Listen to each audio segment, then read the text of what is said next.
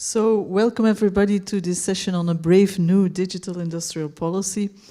It's well known how important digital technologies are for firms' productivity and competitiveness. Yet, we also know that this corporate digital technology landscape is very much a winner-take-all dynamics with rising concentration, an unequal landscape with leaders and laggards. This holds particularly in digital sectors itself with big tech, but also in other digital using sectors where leaders are forging ahead using digital technologies here. Yet at the same time, digital technology innovations also create a scene of lots of turbulence with new companies and laggard companies being able to use these innovative new digital technologies to become the next generation of leaders here. And then we have the COVID shock, which made it even more important how important digital technologies will be for competitiveness. So on the one hand, it could be seen as a shock for all those companies that were lagging behind in terms of digital technologies, as really the shock they needed to start adopting digital technologies and thereby catching up.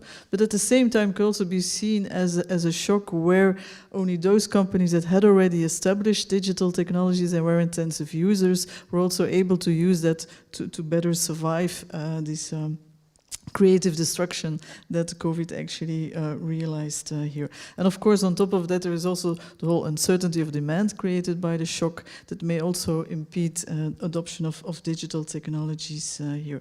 So overall, the corporate digital landscape, both for digital sectors as well as digital using sectors, is one with lots of turbulence, but in any case, lots of room for leaders and laggards and divides here. And this discussion on digital divide is particularly important for Europe because Europe is typically also seen as with a higher probability to be on the wrong side of the divide here. First of all, because it may not have all the big tech leading companies in digital, which are mostly US or Asian here. Also because we may not have a sufficiently developed startup and scale-up scene for the next new digital technology leaders. And even in the sectors where we do have some strengths, there again, the question is to which extent the EU leading firms will be able to use digital technologies and adopt digital technologies effectively to keep ahead as a technology leading firm in those industries here. So all very important issues to discuss here, and particularly also to know what the policy implications are for that and whether after COVID we would need an update of our industrial policies for digital technologies here. Fortunately, we have a great panel to discuss these issues here. As you will see, this is a very gender imbalanced panel here. In terms of, but we have very high quality present. We will first start with Francesca Bria, who is joining us remotely.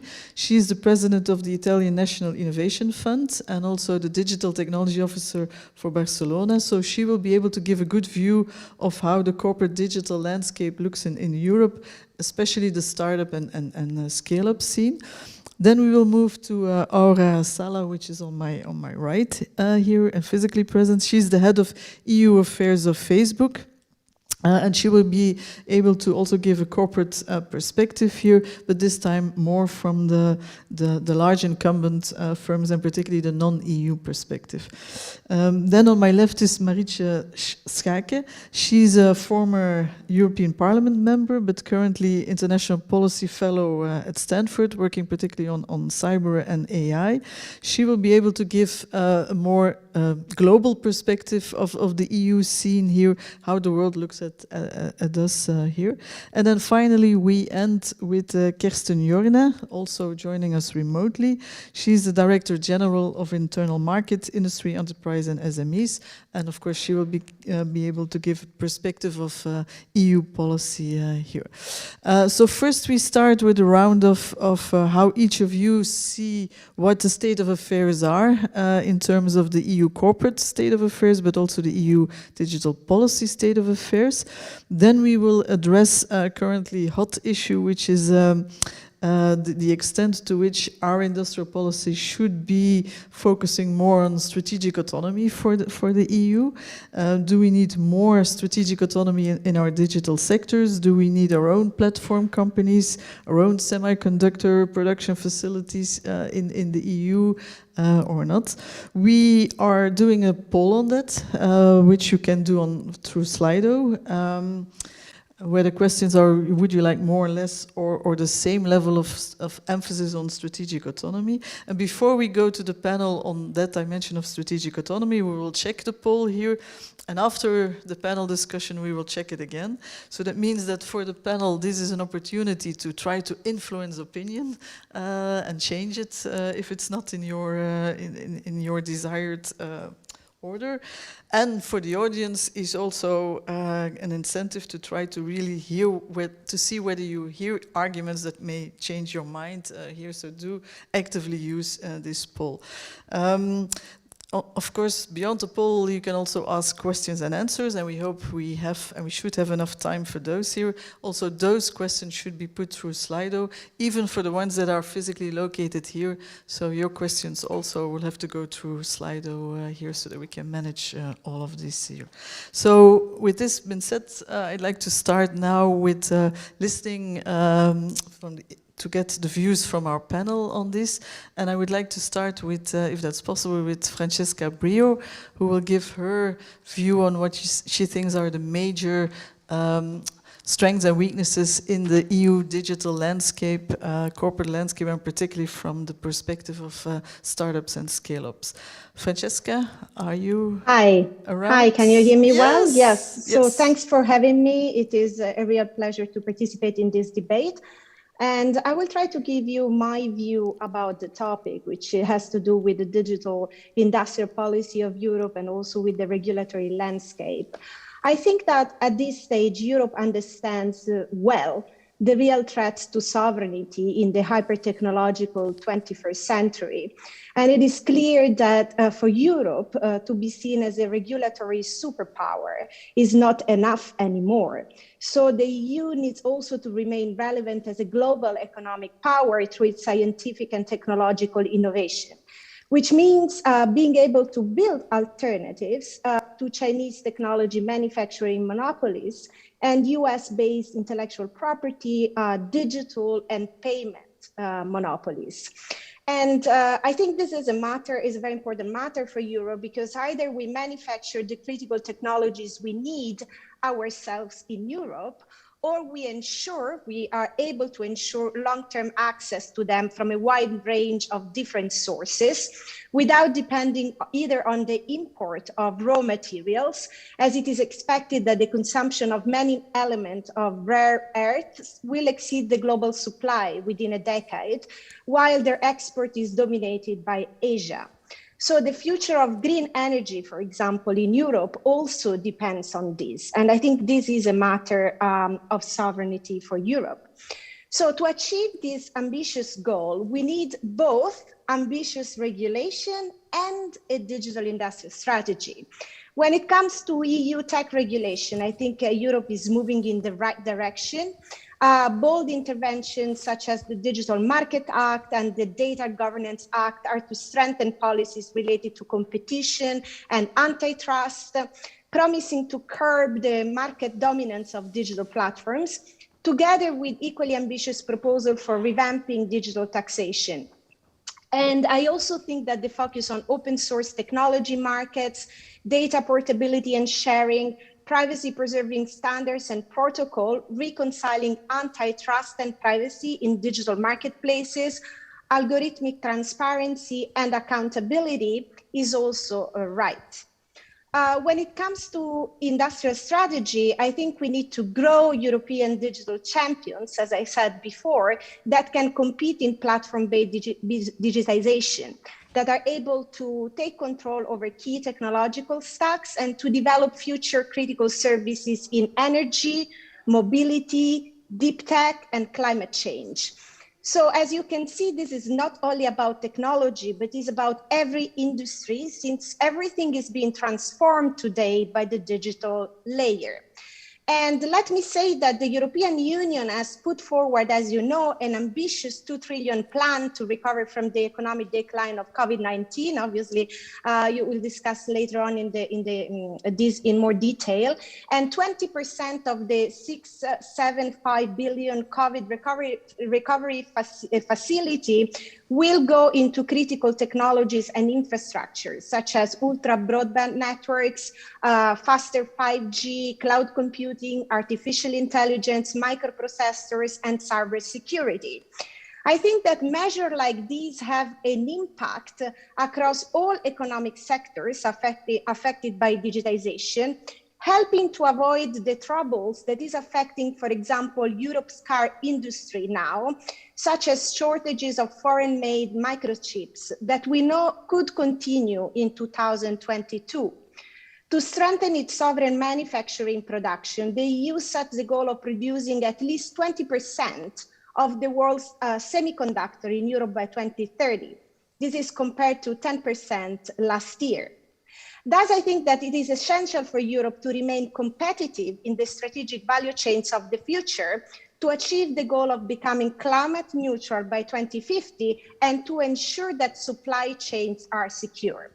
You asked me also to give a little bit of a focus on scale up and startups. And I think that obviously we need to promote also the growth of scale up and tech startups in Europe, connecting research centers and universities via effective tech transfers. And it should be easy for tech innovators to scale up to pan-European and global level. And I think what is maybe still missing is access to capital and larger EU-wide markets in risk-taking equity. With a fully functioning single market and pan-European regulatory regime to boost the demand for native tech products that are designed to plug in local tax, labor, and licensing rules.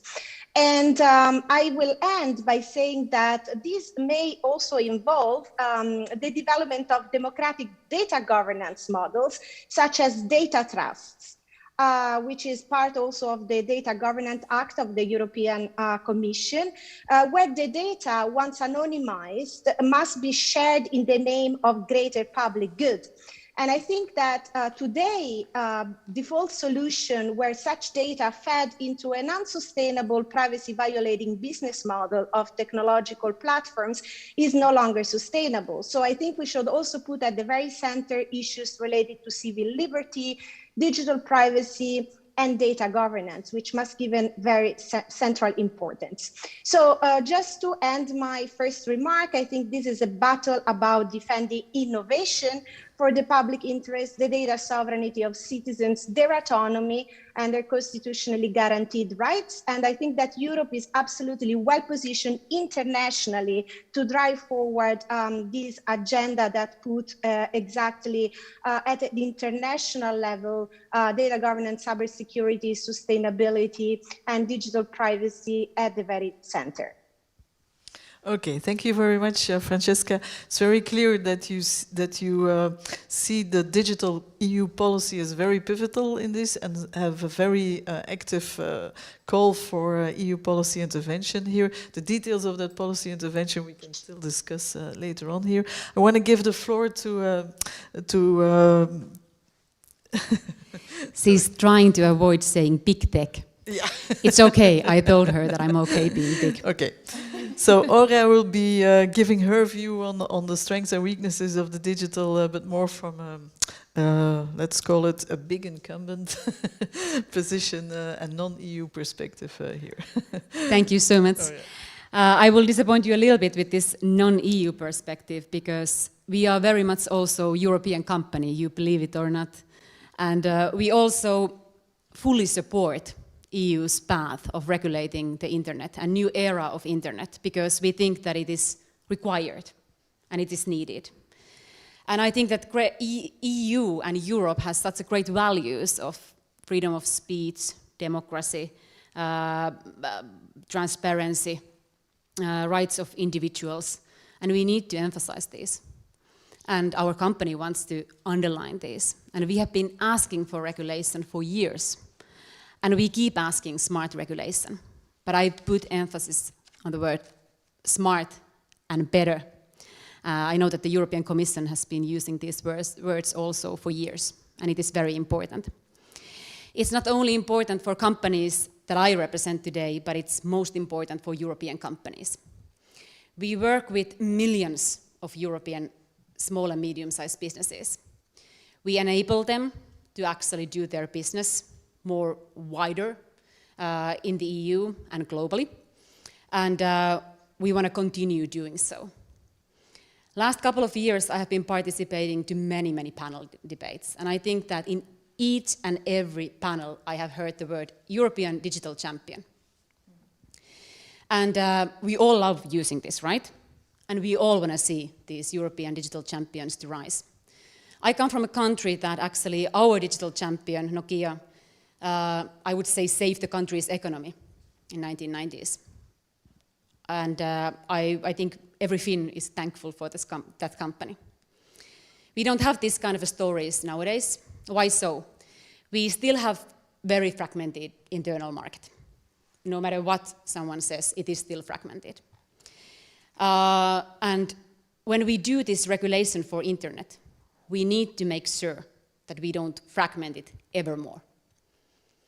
Because the law is the same for everyone. I know that many Europeans and European politicians, they love saying that, we will regulate big tech, GAFA companies, and, we will regulate them. They are the gatekeepers of our market. But the law is the same for everyone. So if you want to have these European digital champions, when they will rise to this category of being a gatekeepers, what you will do? You will split them. So thank you for paying taxes in the EU. Thank you for becoming European digital champion. And because of this, we will split you. Facebook comes from America, where you have one single market. It's our home market. Europe is, of course, important market for us, but it's not the only market. And it's not our home market. But for these European companies, it is a home market. So that's why I would look into very carefully how we regulate this very precious marketplace for us. And we are here to help. And we are here to actually make sure that this regulation is smart. And also, I would highlight a couple of things: transparency and accountability. And these are the things that should really be underlined in this new regulation. Not that we will regulate nitty-gritty content of some social media platforms. First of all, that's super culturally binded, and also there are language issues. But we need to have a greater transparency, accountability, for sure. And then we need to have some sanctions if this doesn't work. Yes, Facebook is saying that it wants sanctions if this doesn't work, but that's the truth. We all know after two-pack and six-pack regulation, after the financial crisis, if you don't have sanctions, I'm sorry, but we will always stretch our rules, talking about economy. Here, the same thing. You need to have a clear regulation, and you need to have also sanctions if it doesn't work. And yes, there should be different obligations for big companies and small companies. Why? Because with big company, with your size, there is also a big responsibility. And company like us, we fully understand this. And last but not least, I just wanted to say a couple of words about data. So that we can have these European digital champions, they need access to data. They need data to actually create new innovations when it comes to AI. We all love talking about the AI, and I'm not talking only about machine-to-machine learning. I'm talking in a wider context. So we need to make sure that, yes, we protect privacy, our privacy of data, for sure. But also we need to enable these companies to use this data to innovate. And now someone will ask, okay, and Facebook doesn't share its data. Actually, we do. We do it a lot with researchers, with universities, with companies, because we want to help these European SMEs and scale-ups to actually grow. It's also, for us, we also benefit if there is a fair competition. And last but not least, you may have followed this saga of Privacy Shield between the EU and US, it is crucial that the EU can have access to data also in third countries, like in the US. It is crucial for us, yes, as a company, for sure, but it's crucial for millions of European companies also, and for European economy. So we need to make sure that there are smooth data transfers are secured between EU and third countries like the US. So looking forward to having more questions and conversations. Thanks. Okay, thanks. Aura. So again, quite a lot of emphasis on the regulatory framework here, the importance of creating a very clear and transparent framework to at least allow an internal EU market, but also the questions to which extent we can export our regulatory framework also to gain some comparative advantage outside Europe as well here, and then transferability and openness is an important issue here too. So I next turn to Marietje Schaak, who is here online, not online, because of I'm really COVID. here, yes. Yes, she's really here because she cannot be in Stanford because of COVID here. So very happy to have you here in vivo here. So Marietje, floor is yours. Thank you so much for giving me a good reason to come to Brussels again after such a long time. It's nice to see some people in real life. I was asked to reflect on industrial policy and really to think about it from how the rest of the world may look at what the EU is trying to do. And so I want to offer a number of perspectives of how we can frame or think about industrial policy. So to some extent you could argue, well, industrial policy, it's nothing new. It builds on a lot of legacy regulations and principles that we know so well. Fair competition, a level playing field, important research and development objectives, investments, and so on and so forth. And that is indeed theoretically true. But with every law or principle or policy, there's always the practical context and very much the politics that we should keep in mind. And there, I think, industrial policy has recently become a very important rallying cry, an organizing principle for politicians who want to see a stronger role for the state in intervening and who want to identify indeed those national champions. This new reality is partially informed by geopolitics and concerns about security, both economic security, cyber security, and the ability to steer and shape standards and norms around the world. And it's not only the ambition to be in the driver's seat to do so, there's also tangible need to respond to the moves by others. There have been strategic takeovers of certain companies that have led to concerns in the European Union. There are new dependencies and changes of power dynamics and power relations between global players, for example, as reflected in supply chains that are important for the production of new technologies. But there has also been a broad trend of the privatization of governance through the growing role and influence of technology companies. And so I think the question of how far industrial policy should be stretched and given a sort of new life leads to questions about how much of a security lens we want to put onto our economy. So is it a desirable trend to keep invoking risks to national security to, for example, create that stronger role for the state, as opposed to being an open, liberal market economy as part of a rules-based international order? What should be the exceptions? Should it be indeed limited national security exceptions, or will there be a push to have more, for example, industrial policy from a purely economic point of view, from the notion of independence, from the notion of picking national champions, and so on and so forth.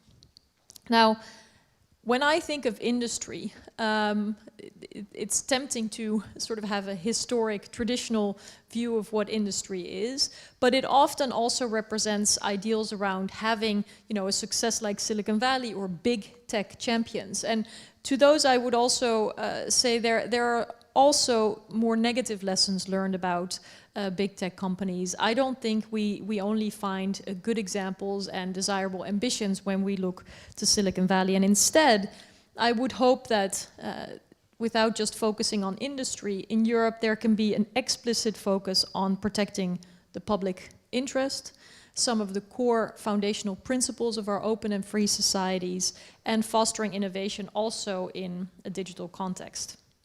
So one of the challenges, and this is where I'll end, is that I think the narrative around industrial policy is not entirely clear.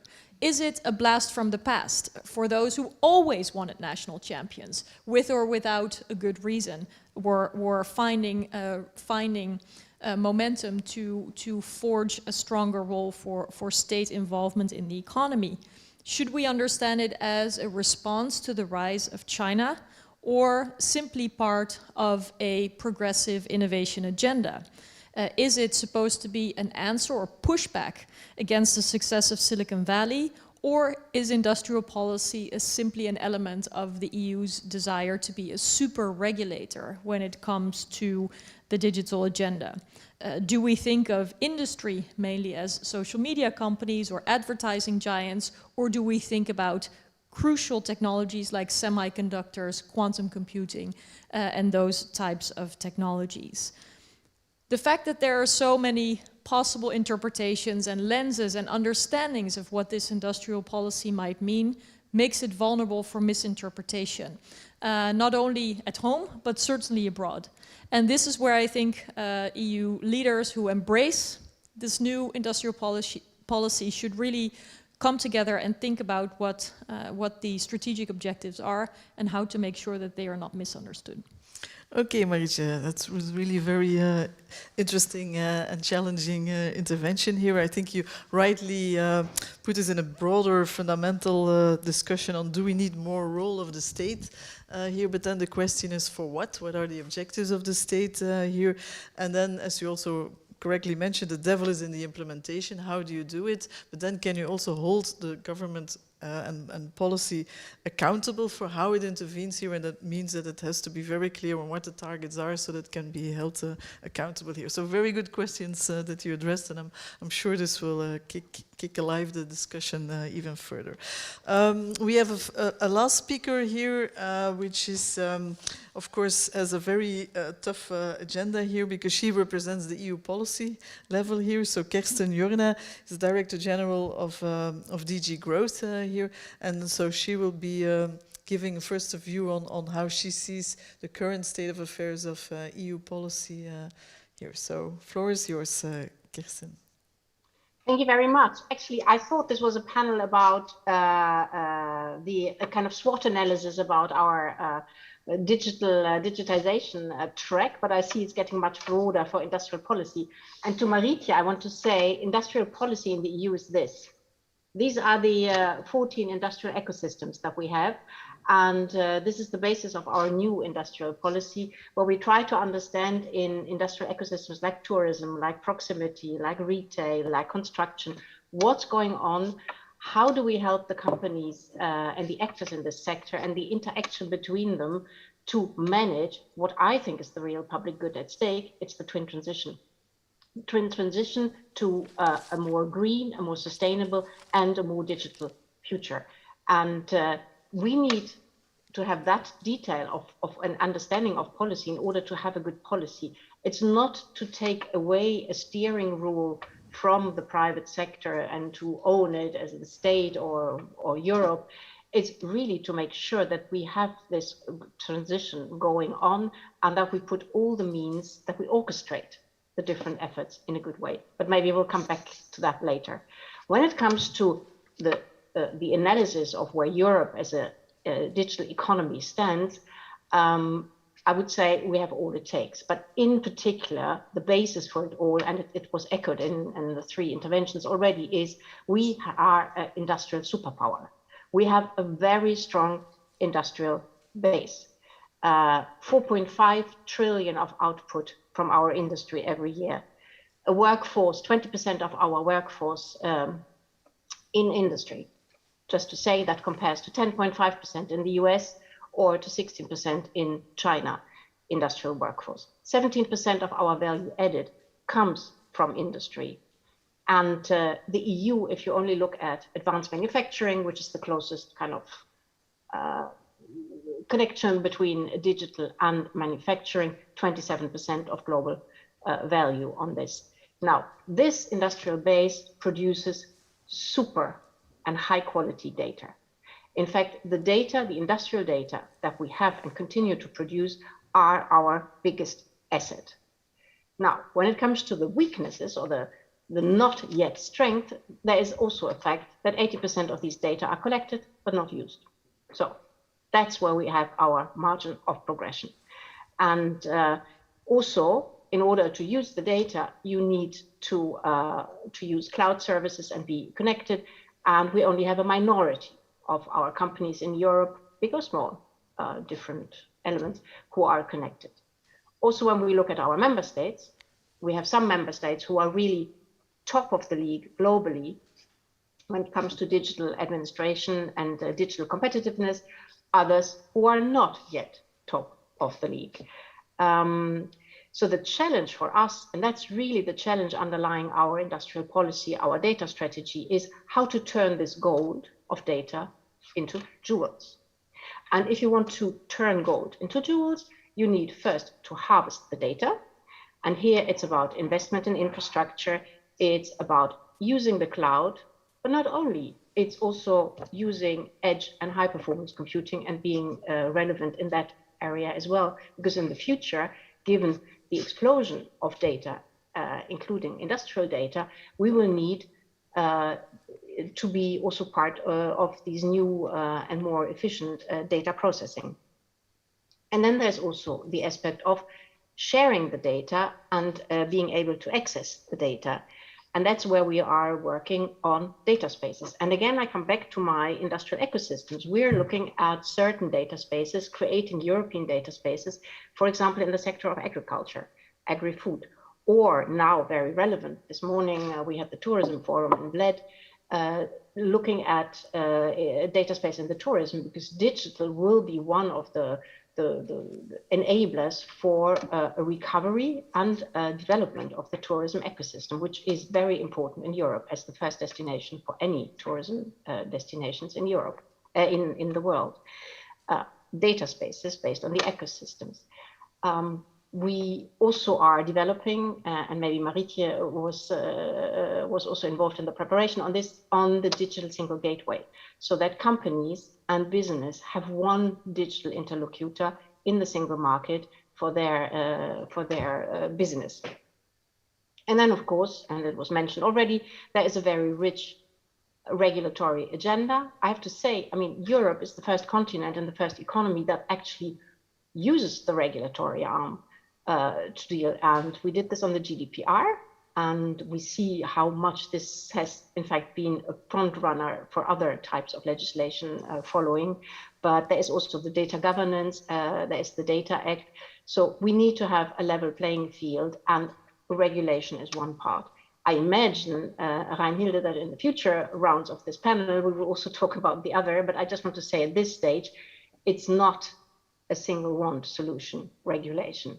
Regulation is necessary and we shouldn't shy away from it. And we need this to create predictability for investment. And that's the next point. We need investment as well. And some numbers were already mentioned. I have a bit more I can say later. And but the third one I want to insist on is cooperation. This is and this is very European element, which is the alliances that we are creating. In the digital arena, we're talking about an alliance on microprocessors. We're talking an alliance on cloud and edge and high performance computing. And we have very, very successful alliances already, which bring together all the stakeholders to build the supply chain immediately, not after step, on batteries and hydrogen. Hydrogen, we have an alliance of more than 1,000 companies. And it will really create in one go the hydrogen economy from the renewable hydrogen production, storage, transport, and use in industrial applications. So we should not forget that third element, where Europe has found its own formula, very successful formula, of aligning interest and pushing forward innovation and creating new supply chains. Thank you. Thank you, Kirsten. And I was indeed counting a bit on you to put not just only the regulatory framework, but the whole mix of policy instruments on the table as a way to address the challenges that Europe is facing. And I think it's also important what you mentioned is that we should look at the whole landscape, corporate landscape, including those companies that already do have a lot of data and capacities, but are not using it yet and still need to make that jump to making sure that they use it to build competitive advantage here, and particularly also how we should use our instruments like regulatory, but also like alliances to make sure that we help those companies that are still lagging behind to jump on the digital train here. So thanks a lot, Kirsten, and I think we more or less have a good view of what our panel members are thinking about the issues here. And it was already touched upon by several of you, the strategic autonomy dimension here. So if we can have a look at the poll and see what the opinion is of our audience on this. Wow, this is really... so we have definitely an audience where 80% thinks we need more than now emphasis on this strategic autonomy in the context of an EU digital industrial policy here, and only 6% thinks we should need less, or at least 13% thinks it's about the same here. So obviously there is quite a lot of call also from our audience for more strategic autonomy here. I already seem to have noticed from some of the panel members that they're also more on the strategic autonomy side, but unfortunately not all. And I guess it all depends a bit on the details of what we mean with what more strategic autonomy means here. So I propose we now go back to the panel to allow them to make a case for where they are in terms of strategic autonomy, not just only whether they see more or less of this, but how they see this more in practice of how to build in either more strategic autonomy or which elements they think we should be avoiding in that strategic autonomy discussion here. So Francesca, if you can start again on this. I took it from your intervention that you were definitely in favor of more strategic autonomy here, so I guess you're very pleased with the outcome here. So for you, it's can you convince even more, even the 6%? That's where not... No, I guess I think this is, of course, a very important debate, and obviously we should go back to what we actually mean by strategic autonomy in the digital space. One general reflection for me is that this emergency, including the pandemic, has taught us that it's not possible to tackle global problems with local solutions. And this means that it is clear that multilateralism is making a comeback in the wake of the pandemic. At the same time, Europe must strengthen its strategic autonomy as a bloc. I think this is also clear from our defense standpoint and national security, technological and scientific capabilities, the role of the euro, for instance, in the digital scenario, to be perceived, because I think this was also raised in the intervention, for example, of Marietje, but also the other ones, as a smart power. So as a smart power in the international space.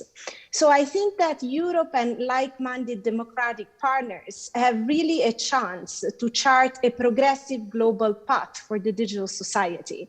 And I said it also previously in my intervention, we need to act at international level, and this Europe is doing in many different ways, including proposing binding international regulations on antitrust and taxation, as we are doing, on digital privacy, as we are doing, putting the GDPR as a de facto global privacy standard, on democratic data governance. We heard we have also lots of plans regarding that, cybersecurity and sustainability.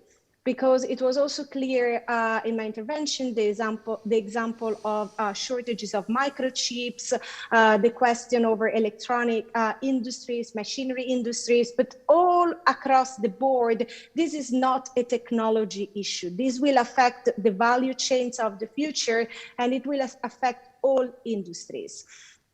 So to sum up, I think my position on this, I want to make maybe a little bit of a slogan here by saying that I think the world has had a taste of a digital future dominated by big tech on one side, and let's say surveillance capitalism as the business model of the digital economy as defined by Professor of Harvard Business School, Shoshana Zuboff, and of how technology can abet the big state, for instance, with China's digital authoritarianism. And I think that now it's Europe's turn to lead the way to an alternative model. I've been defining this big democracy, which is a new kind of humanism that can combine innovation and dynamism with an uncompromised defense of autonomy, democracy, sustainability, and self-determination. So I just also wanted to end by putting forward a definition of strategic autonomy, which is in a kind of international agreed-based democratic standard, putting forward an alternative model for our digital future. Okay, and so with your definition of strategic autonomy, do you think the current policy that we have, is it already sufficiently strategically autonomous, or do we still need more according to your definition? No, I think, I mean, I said it already. I think we are on the right track. Definitely when it comes to regulation, it was said that Europe has set this framework is almost like a constitution for the digital age. I think we are the first continent.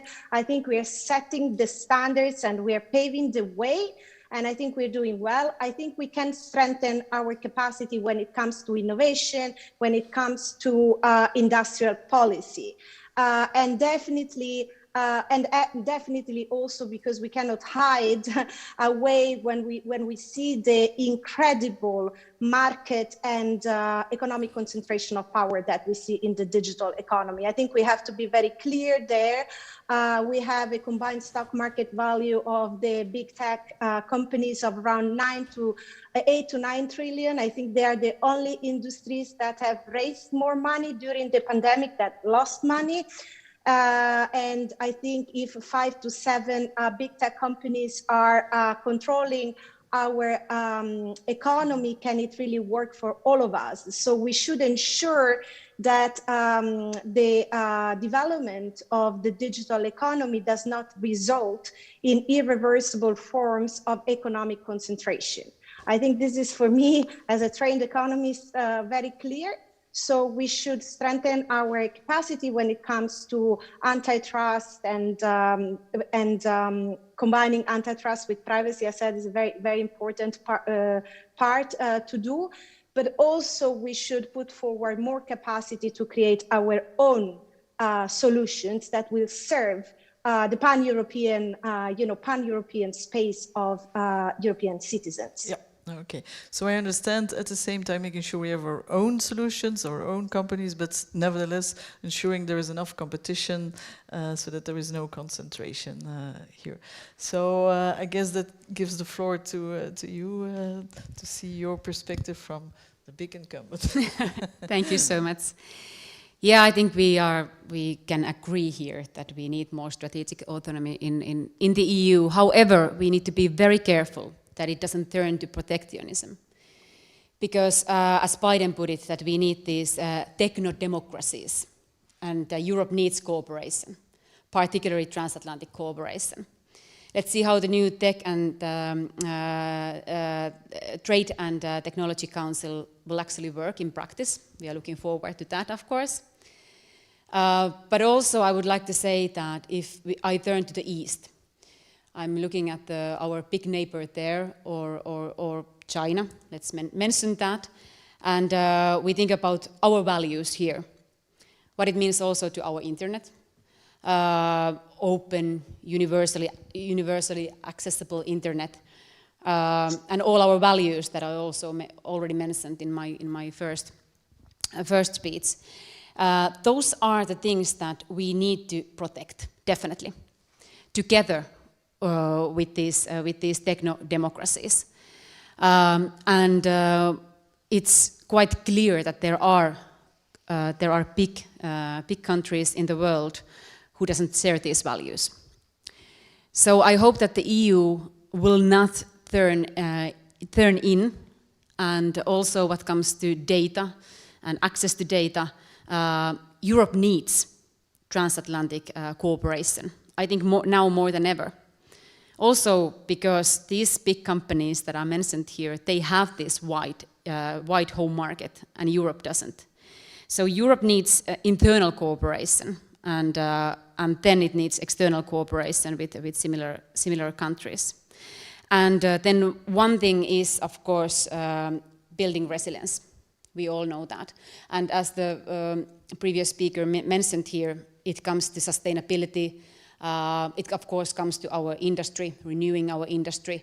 It comes to cybersecurity, and so on and so forth. So building resilience is, of course, crucial here.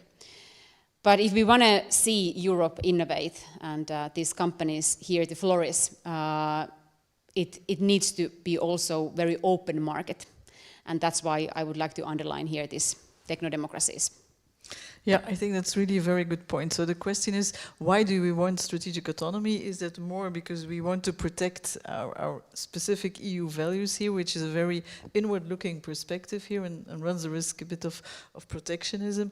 Or is it a way of strategic autonomy as a way of making our companies stronger and our European values also stronger in the world here as a source of global competition here, also something that you mentioned also. So Marietje, you see how many are in favor of strategic autonomy here? Does it make you a bit afraid of what's ahead of us, or do you feel comfortable that we go in the right direction with all the comments you already raised before on the question on how to implement it and accountability here? Well, maybe a little bit of both. I fully understand with the wake-up call that the Trump administration gave to Europeans, with the cutthroat competition that we see in the world, with the many challenges that we have for our population and our geopolitical space. Yes, there needs to be more strategic thinking, and to not be dependent on others is a part of that strategic thinking and the steps that have to be taken. But to be honest, a lot of what needs to happen is more political than practical. Sometimes the lack of strategic operations and sort of having a North Star about where we all need to go is first and foremost undermined by member state governments that have a different priority of its core strategies, and that in turn undermines our ability to be autonomous, because I think that type of autonomy, and I agree with a lot of the points that Francesca made, you know, multilateralism remains crucial, democratic principles have to be preserved. All of those are best leveraged as one European Union, as one bloc, economically, politically, strategically. And so maybe that's where the bulk of the work needs to be done, to truly come to a set of priorities where member state governments can agree and to meticulously follow those through, instead of labeling everything and anything as, you know, legitimate because of the need of strategic autonomy, because this term really risks becoming so general that it means everything to everyone, and it's not going to be a guiding principle. And I do think that that is what we need. And a maturing in the geopolitical sphere should be part and parcel. We cannot just invest in certain industries or try to have more competitive advantages compared to, let's say, the US or China, without appreciating where we stand geopolitically, what the stakes are, and also what the cost is going to be. This will not just be a sort of wish list that can grow and grow and grow. Yeah, I was thinking when you say the lack of strategic autonomy may actually be a lack of strategy, right? Be Sadly. disguising this, yes, yeah. Sadly. And as long as we don't have a strategy, we cannot have a strategic And I want to strategy. make clear that I think the problem here is often not in Brussels necessarily, because the pan-European thinking really lives here. But when you even look at a notion of 16+1, where individual member states are gravitating towards Beijing at the expense of Brussels, that one instance sort of illustrates what the challenges are to become indeed more strategic. And as a result, presumably more autonomous, or at least more effective in achieving the objectives, where sometimes it's in collaboration, and I feel strongly about better collaboration between democratic nations in light of privatized governance of many things, tech and authoritarian governance, which has a strong tech instrument to it. So there is a real urgency, but collaboration can be very strategic too. But so what we need much more is a clear idea of what the priorities are, what the objectives are, and then whether the instruments that we will be using will be effective in realizing that and trying to be held accountable for implementing these instruments in the best way. Yeah, definitely. So, Kirsten, the floor is yours to see whether that's something you can deal with at your level, to implement strategic autonomy like that? Well, strategic autonomy is not a linguistic question or a philosophical question, is what we heard here. You know, if we hadn't been able to produce vaccines in Europe, we wouldn't have had any vaccines, because others were keeping the vaccines for themselves and had export restrictions. Therefore, I think that's a good demonstration why we need to talk about strategic autonomy as a tool. And you're right, it's all about resilience. It's not resilient to buy your microprocessors as a big company from only one source. And then that source, they all have COVID or for other reasons, all of a sudden you have no more microprocessors and your whole business model collapses. That's not resilient. And that's what people really learned during the pandemic. But before you get to strategic autonomy or resilience, you have to look at dependencies. And that's really where the work should start. And that's where we started. We actually screened all the 5,000 products that are being imported into the EU. And we looked at how diversified actually are our sources and what's the impact on the supply chains. And you can read it all in our staff working document. There's a whole methodology to identify dependencies. Now, we identified a couple of very strategic dependencies, and now the work will be, what can we do about them? On vaccines, for example, we made sure that the supply chains are fit. We make sure that there is a matchmaking. You know, you can produce a vaccine, but then there's a fill and finish issue. So we brought the companies together. We have very solid supply chains now in Europe for producing vaccines, and that includes all the materials that you need. That includes the filters, the plastic bags that you need for the bioreactors, which we had. You know, we built it all in the last 6 months, and I'm very confident about that now. But then there are other issues. We want to have minus 55 CO2 emissions by 2030. For that, we need renewable energy. For that, we need wind turbines. For that, we need magnets. For that, we need rare earth. And that may be an issue. So now we're looking with our alliance on raw materials into the rare earth issue. And it's not enough to only have the rare earth, but you need to separate, to process it to make a relevant material for permanent magnets. And we're looking into that. Today, we're totally dependent on China on this. And our European companies, even if they have access to rare earth, they say to the producers of rare earth, please send it to the refinery, to my refinery in China. Is that resilient? Question mark. And that's, for example, a debate because you depend on one source only.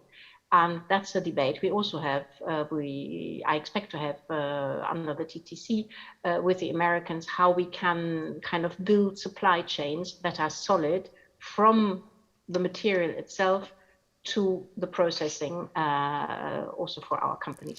But we also need the companies to be part of it. And that's why I come back to my ecosystems, because that's the type of debate we are having in the ecosystems, where it's about the whole supply chain from the beginning to the end, and not only the output or, you know, whatever the sector does, one sector does. And that's the new thing really about our industrial policy, is how that we understand how the economy works, and not how we can own it or control it, but how we can support it with a mix of money, collaboration, and regulation. To manage that transition. It's quite impressive that you can put industrial policy on just one cup. But that connects immediately to one of the questions that was raised in the audience by Scott Marcus, our Bruegel Fellow here, also asking about if we go for strategic autonomy, does that mean that we have our own EU firms, champions in as many digital products and services as possible, or is it more towards seeking supply diversity here within the value chain here? So perhaps, Kirsten, you can answer a bit on that. Is to which extent should it be, do we need our own strong companies, or is it enough that we make sure that we have enough supply diversity here in our chains? Of course, we need our own strong companies, and we need our own sources for supplies as well. And we need to think of supply chains and value chains the longest way possible to look at, to anticipate. Nobody anticipated on the vaccines that actually we were dependent on bioreactors, plastic bags from which we couldn't get anywhere, and which were subject to export controls. So we need to do that type of thinking. So I would say it's both. It's supply chains and also having a meaningful capability here. It's not okay that we have, I think, only one company that is able today in Europe to turn rare earth into a permanent magnet. Yeah, okay, so that's always a good question. We need both here. Although the clock is ticking, I would like to still, since we started a little bit later, just to ask one more question here, which is on the importance of innovation here.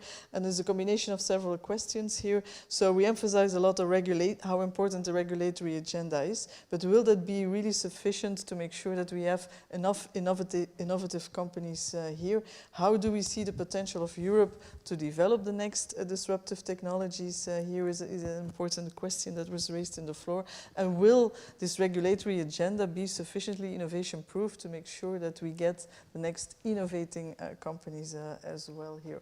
So who would like to answer that? Sure, I could say a few things. I think Europe has fantastic innovative capacities. We should really not underestimate what is happening with university research, startups, what bigger companies are doing to keep innovating. One of the challenges, though, is for a number of products or services, innovative or otherwise, to reach all across the EU as easily as possible. And so the type of regulation that we need, and that we've actually needed for a long time, is harmonization.